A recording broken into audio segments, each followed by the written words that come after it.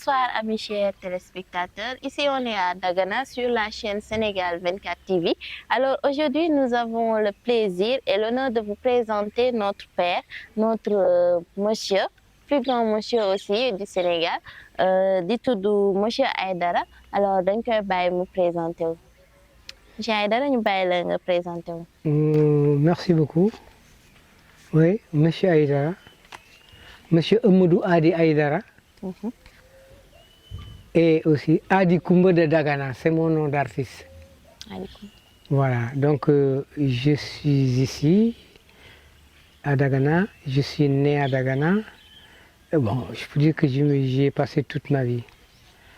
Alors, vous trouvez dans un cadre que j'ai créé, et évidemment au bout de quelques décennies, alors cet espace est devenu pratiquement un espace culturel. Je m'en réjouis énormément. Parce que j'ai jugé à un moment donné de ma vie de créer un monde à moi. Alors ce monde est là. Et voilà que, en fin de compte, ça devient un lieu de rencontre, de culture. C'est comme si j'avais réussi quand même à œuvrer pendant des décennies. Ces arbres que vous voyez ont 42 ans. C'est de ma propre main que je les ai semés. Et depuis lors, j'ai pensé élargir la création de telle sorte qu'en vérité, on appelle l'espace musée Foudou. Mais ici, dans cet espace, il y a 4 volets. Il y a la culture, il y a l'agriculture, il y a l'élevage et il y a le tourisme. Voilà donc ce que vous trouvez ici, dans cet espace qu'on appelle musée Foudou. J'ai donné ce nom parce que ma spécialité en peinture, c'est les cases proverbes, les cases pensées et poèmes, particulièrement les cases proverbes. Parce que j'ai jugé que, avec ces cases qui sont des supports, on peut introduire la philosophie à l'école de l'élémentaire. Je travaille beaucoup sur ces cases. J'attends d'en faire une collection que je pourrais peut-être présenter un jour à l'éducation nationale et à la culture, pour leur dire qu'il est possible déjà d'introduire la philosophie à l'école à partir de ce que nos parents faisaient. Alors, ces supports, vous les voyez, je les ai dans des cases comme ça. Je conçois des cases de ce genre parce que nous avons connu une habitation des cases. Bon, alors là donc, chaque chose est une expression de Adi Koumba. C'est moi Adi Koumba. Alors là, vous voyez, expression Adi Koumba. Et là, chaque fois que vous voyez CP2, ça veut dire case proverbe. Quand il y a CP1, c'est case poème. CP3, c'est case pensée et propos. Vous voyez ici, ce tableau n'est pas encore achevé, mais en Wolof, le Wolof dit weddi gis bokku ci. Weddi gis bokku ci.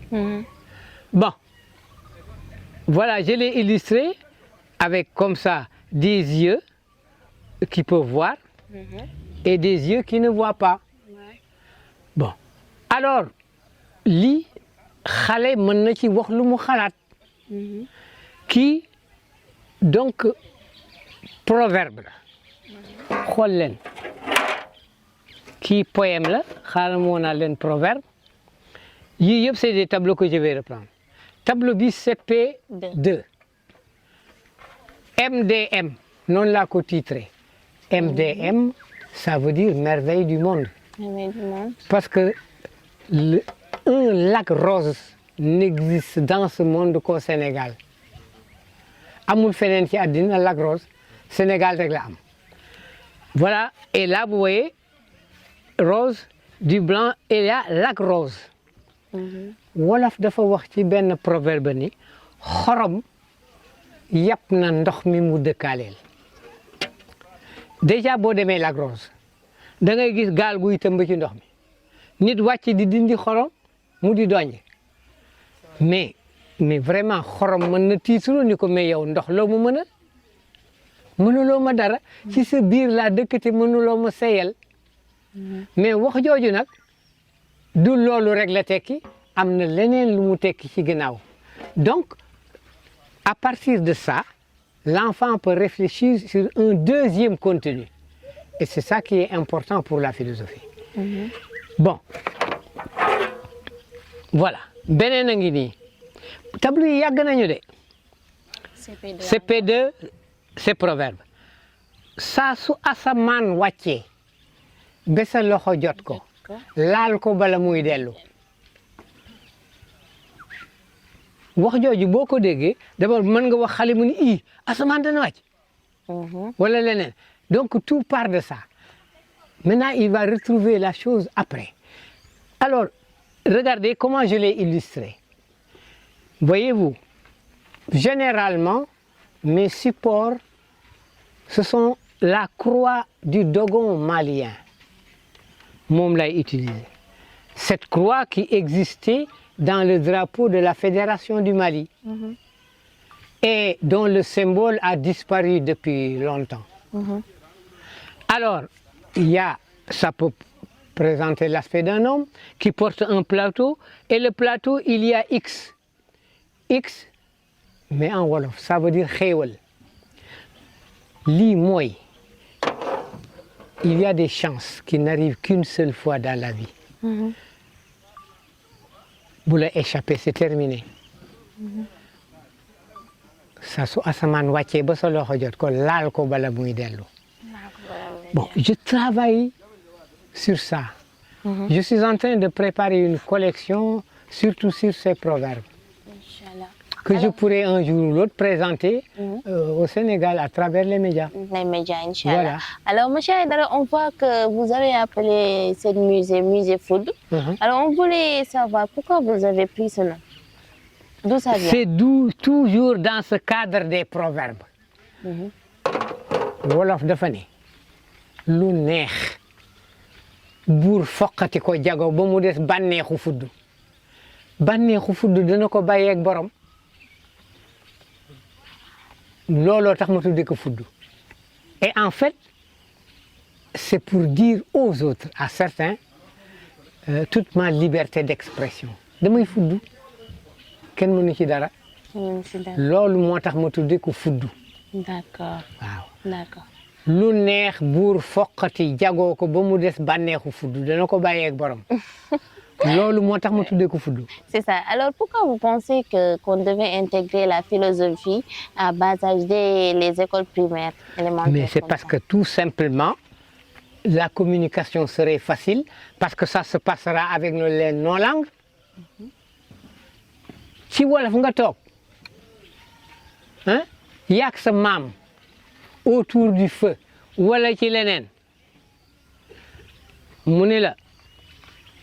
diw nga ne naa mu ne la ku ndobin rey sa maam boo foo seen lu ñuul nga di nga daw ngay waxtaan ak sa maam bien que bokku leen génération wu leen mais mën ngeen déggoo ci biir waxtaan woowu parce que li ñuy wax da nga ko nàmp yéen ñëpp mu di loo xam ne mën ngeen ko waxtaane di jàng sans contrainte vous êtes là autour du feu wala di waxtaan yaak sa maam mu lay wax yu demee noonu bu dee xale bu jigéen mën na ne ko gis ko mu nuyu nit d'une certaine manière mën ne ko sukk terewul a yóbbu sa oom de xam nga chinu yar la ba jigéen bu la nuyoo day sukk nii alors si imaginez benn nit toog ak sëtam gis ko mu nuyu ni jadd taxaw mel na bant mu ne ko sukk terewul a yóbbu sa oom du yàq sa oom jamais bon c'est une communication c'est un langage boo xam ne dafa am lu mu denc ci ginnaaw découverte ba nag mooy philosophie alors ici chez nous ñi ngi def philosophie à partir de la terminale. Oui, c'est ça. Mais la philosophie là à partir de l'école élémentaire. Et une fois, il y a quelques années, une dame est venue donner une conférence à Dagana au lycée. Une dame qui venait de France, qui enseigne à la Sorbonne et à Paris 2. En intervention, je lui ai posé la question après. Madame, ne pensez-vous pas qu'on puisse introduire l'enseignement de la philosophie à partir de l'élémentaire? Elle a marqué quelques fractions de seconde pour me dire, mais c'est peut-être possible. Hein. Me guéner à support, c'est bien possible. Ça y est là, j'ai expliqué. Donc, li may liggéey, je suis sûr que am na njariñ. Am na yu ma ci liggéeyoon bu yàgg. Déjà, man maa ngi xalaat présenter ko à l'éducation nationale et la culture. Mais tableaux yi déjà, ils sont admirés en dehors du Sénégal. Il y a des tableaux qui sont à Montréal au Canada. Alors, c'est lors de la Biennale. Lors de la Biennale 2008, j'ai exposé à Gorée et à l'Institut français de Dakar, en même temps avec ma fille. Alors, comme j'avais subi une opération de l'œil, je n'allais plus à Gorée ou au Centre culturel français. C'est ma fille qui allait là-bas. Elle est décédée en avril dernier. Elle fait partie du collectif des plasticiens de Dakar. Sen bale ngeen di gis moom lañ ko tuddee Aïcha Aïdara. Alors,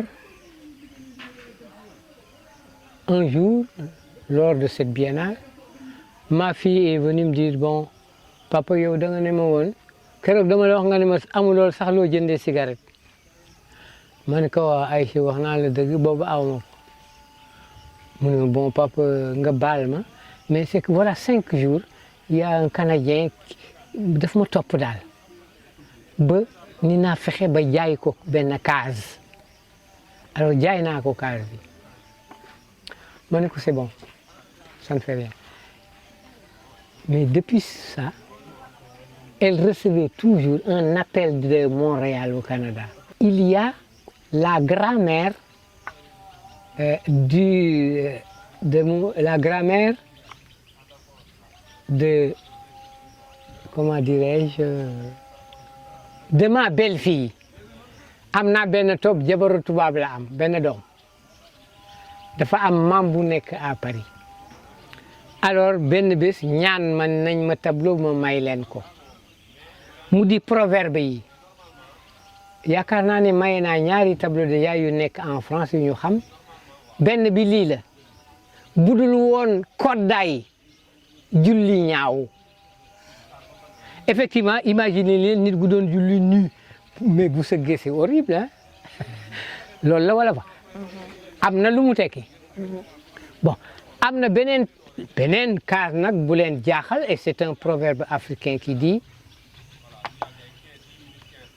Dieu n'a fait qu'ébaucher l'homme c'est sur terre que chacun se crée moo tax addina bii nu nekk ñi fi yàqule yëpp dañu ñàkk fayda parce que yàlla teqale ko naag yow bi mu la joxee xel ak wér Dieu n'a fait qu'ébaucher l'homme c'est sur terre que chacun se crée ku ñëw jox na la loo mën a demee boo ko defulee yaa échoué sa bopp mais yàlla deselatu la dara ça c'est un proverbe africain hein?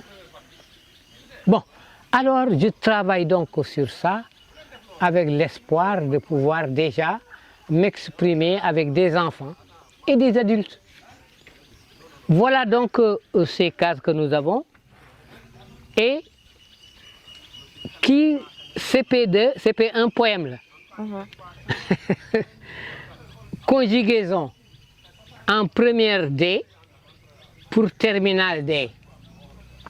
Première D mooy dund, terminale D mooy D. Sans doute lii maa toog di xalaat ba di ko wax sans doute je ne m'absenterai pas je ne manquerai pas je serai présent au jour du jugement dernier. Mais comment? Des fois, de recul, j'en perds des appétits. L'équilibre, le nord. Allah! Et vous, frères morts depuis kullu, yàlla moo ne kullu nafsin sayiqatul mawt ku dund di nga dee. Donc ñun dee nañu ba pare noo ngi dox mais dee nañu. C'est sûr que nous allons mourir et kenn du soxlawul démontrer. Voilà un poème bu ma tuddee conjugaison. Poème encore, je vais voir. Ah, vous êtes à Dagana, où, comme n'importe où, normalement, il y a des cimetières. Ici, on dit que la première dame bu ñu enterré fii ci sunu cimetière yi, elle s'appelle Ngeew Diop. Alors poème bi maa ko déjee Ngeew Diop moom ñu njëkk a suul fii. Gàtt na mais am na portée. Maa ngi ko tuddee bout à bout. Au bout d'un petit village, oh, le bout du monde. Au bout du monde, le grand village d'un autre monde. Ah, le grand village du destin commun. Ñun ñëpp dañuy dee. Boo xoolee, regardez là, c'est une articulation de deux os. Moom laa def fii. Alors mooy le grand village du destin commun fi nga xam ne ñëpp fa la ñuy daje. Dee rek moo wóor. Je l'ai cité avec Ndiouga Dieng.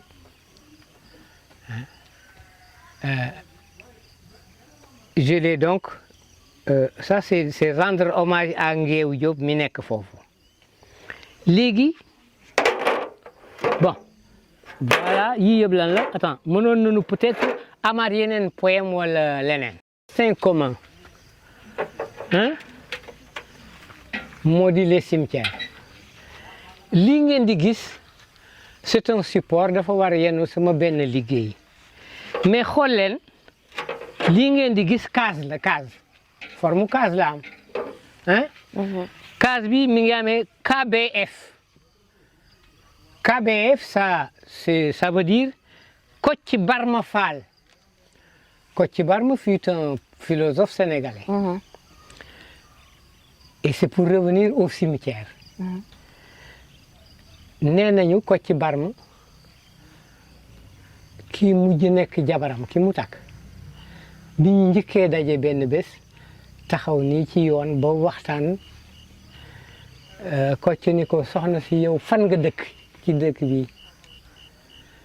La dame a expliqué ne ko gis nga fii nu daje tey soo fi dellu see beneen yoon jëlal yoon bi nga tàllal ko boo doxee nangami jéegu donc estimer une distance. boo ko doxee jàddal ci sa ndeyjoor tu fais encore une certaine distance et là tout de suite tu débouches au bout du monde boo fa ñëwee rek yaa ngi fu àddina yem egsi nga boo fa ñëwee nag tourné waatal à droite daa seen benn kër gu am ñetti garabu cefaayu kaw des arbres qui produisent du lait foofu laa dëkk.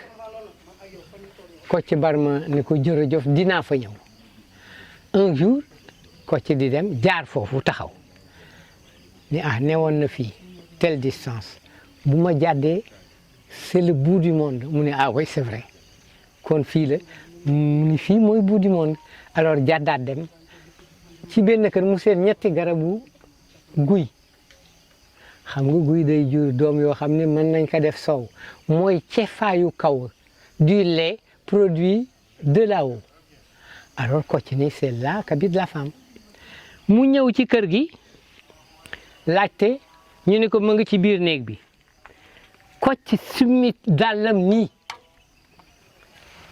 nii la summee dàll yi xool ngeen benn bi fi mu jëm là c'est l'inverse oui c'est l'inverse. alors mu summi dàll yi dugg ci biir néeg bi ñu waxtaan ba mu yàgg la dame ne ko excusez-moi ma ñëw jéggal ma ñëw dal di génn bi mu génnee c'était pour voir ndax y a pas de communication mu génn xool dàll bi nii mu jël dàll bi ëlbati ko ba pare ñëw toog continuer di waxtaan lii lan la tekki selon vous lii moddu summi dàll bi langage bi lan la tekki nan la nit di simmee dàll nii pourquoi lan la tekki selon vous est-ce que am na sens amul sens franchement. ahankañ lii mooy daama entré wala daama dàq je serai élu ou je serai renvoyé femme bi génne ni ko bismillah dugal bi ñaar yëpp àndee mooy dugal alors donc il y avait imaginez ce langage philosophique entre des gens et voilà que aussi ci kaw gis ngeen doomu jiitle du doom buur du mbokk et autres c'est comme ça que se coiffait Kocc Barma xool leen ni ñeenti tuf yooyu mu daan def ci boppam c'était ça donc vous voyez l'expression mën na am multiples formes et pourtant lenn la bu dee du côté de l'Occident dañ ñu xeeb pratiquement yaakaar ni defuñu dara alors que nous avons connu très tôt beaucoup trop de choses et que nous avons pratiqué malheureusement quand le colon est venu lu baaxoon yëpp ci ñun daf ko dindi pour def li mu bëgg ci ñun et reconnaissons que c'est notre malheur waay bu ngeen gisee nag ma delloo si yii culture normalement moo di yore peuple mais peuple bu amul culture day yàqu looloo tax sunu jamono yi am na ay nit yoo xam ne mën nañ leen wooyee nit ñoo xam ne boppu lantinoor la ñu amee boppu lantinoor excusez-moi mais gis ngeen sunu dirigeant yi chef d'État yi boppu lantinoor la ñu amee c'est-à-dire seen yóor jariñu leen tubaab bi moo jël lantinoor samp ko fii di leen sol ñuy wax li nu gaañi di wax du ñoom nous subissons toujours le colonialisme sous la formule numéro 2 il y avait le colonialisme ouvert tubaab ñëw noot nu samp drapeau nu topp ko pendant des siècles bi nu demee ba ni jël nañu indépendance le tubaab a utilisé la colonisation de formule 2 c'est-à-dire un langage fermé qui n'est pas fait pour la communication doo ci xam dara ñu lay jaarale yoon par le biais d'un président ou d'un type ça fait partie des malheurs de notre pays yal nañu ko yàlla dindil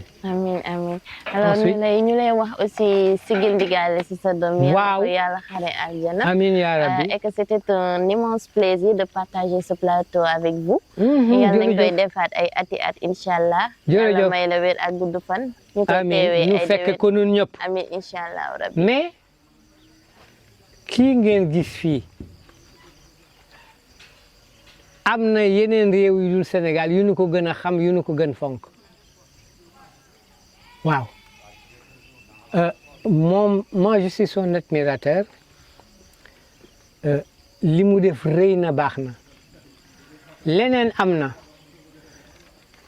le grand cheikh Ahmadou Bamba nee na bind na bu leen seet sama ñuulaayu der bi sëgg leen ci li ma bind njariñ laa ngi ci biir loolu la wax nasaraan yi loolu répété naa ko wax naa nasaraan yi bu leen xool sama ñuulaayu der ñëw leen ci li ngeen moom ma jàngal leen ci Cheikh Anta nee na l'Afrique a toujours donné elle donnera encore s'il le faut daanu joxe personne ne peut être si riche pour ne point recevoir. Personne ne peut être si pauvre pour ne rien donner. buñ ñu xeebee juum nañu et nanu ñaan yàlla mu jàppale na ci lu ñu gëm ak sunu cosaan may nu ñu jëm kanam surtout comme socle la culture am na solo lool yéen ñi ci nekk di ci liggéey aussi yal na leen yàlla jàppale ba nga xam ni du ñàkk ëllëg ak si biir lépp dana baax xool leen fii ci seen ginnaaw bu ko caméra bi mënoon jël lii c'est un débris de poterie. Il y a ici à Dagana, à 3 kilomètres environ, sur la route de Podor, un site appelé Dialawali. Gis ngeen Dialawali boobu moom la ñu tuddee festival bii. À 5 kilomètres de Dagana. D'accord. Dialawali, c'est un site de la proto-histoire, l'un des plus beaux sites de la proto-histoire du Sénégal. Qui moom laa fa découvrir en 2007. nii laa ko fekk ci biir suuf donc voilà des siècles ndaalaa ngi foofu boo xoolee la construction niroowul ak ni ñoo tabaxee léegi ma bind IFAN ne leen j'ai découvert à Dialawali un débris de poterie qui date de la proto-histoire en 2007 le directeur d'alors ñëw fekk ma Dagana nu ànd ba Dialawali ma won ko fan la nekkoon mu ne ma en 2008 une équipe d'archéologues daañu wàcc si Dagana pour mener des fouilles 2007 ba 2023 rien n'a été fait alors que j'ai envoyé cette correspondance fale fii il y a 3 mois weñ yii ngeen di gis ña ngi ko sullee ci biir suuf fii ci Dagana lors des travaux bi ñoo gas ci la ñu gis tout ça regardez cette croix il y a croix xoolal lii c'est sorti de terre Attention. voilà